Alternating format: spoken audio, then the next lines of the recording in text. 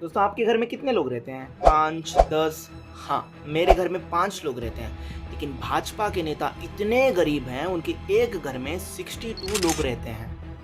हाँ, राहुल गांधी कल फिर आते हैं। जो हाइड्रोजन बम का उन्होंने जिक्र किया था, वो हाइड्रोजन बम वो कल फोड़ते हैं। कल उन्होंने हरियाणा इलेक्शंस की बात करी, जहां पर 2 करोड़ वोटर्स हैं, जिसमें 25 लाख वोट चोरी की बात राहुल गांधी कर रहे हैं। और जो उन्होंने प्रूफ दिखाए ना, उसको देखने के बाद काफ़ी हद तक ये सच भी लगने लगा है। क्योंकि हरियाणा का जो इलेक्शन था वो स्टेट इलेक्शन नहीं, वो इंटरनेशनल इलेक्शन था। अगर स्टेट इलेक्शन होता तो वहाँ पर हरियाणा के लोग वोट डालते, ना कि ब्राज़ील के एक मॉडल वोट डालती, वो भी 22 बार 10 अलग अलग पोलिंग बूथ में। और एक महिला का नाम वोटर लिस्ट में 223 टाइम्स आता है। और ऐसे कई सारे नाम हैं जिनका नाम रिपीटेडली वोटर लिस्ट में आ रहा था। और भाजपा के एक विधायक के घर में 62 वोटर्स निकलते हैं। और एक और घर जहां पर 501 वोटर निकलता है एक सिंगल घर से, एक और घर जहां पर 108 वोटर निकलता है।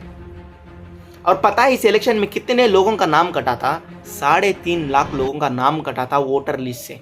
और इनके इतने कोशिशों के बाद भी कांग्रेस इस इलेक्शन में सिर्फ और सिर्फ 22,000 कुछ वोटों से ये इलेक्शन हार जाती है। चलिए मान लेते हैं जो भी राहुल गांधी बोल रहे हैं सब कुछ झूठ है, लेकिन क्या ये जिम्मेदारी नहीं है इलेक्शन कमीशन और बीजेपी की, जो राहुल गांधी आकर विद प्रूफ आपसे क्वेश्चन कर रहे हैं, आप उसका जवाब दें।